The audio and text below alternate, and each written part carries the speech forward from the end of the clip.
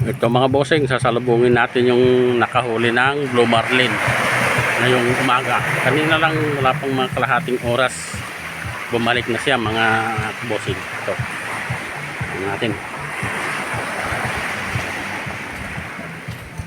ngayon. Wow,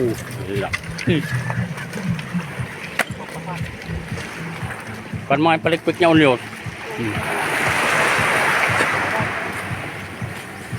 Tayo mo. Wow, ang laki.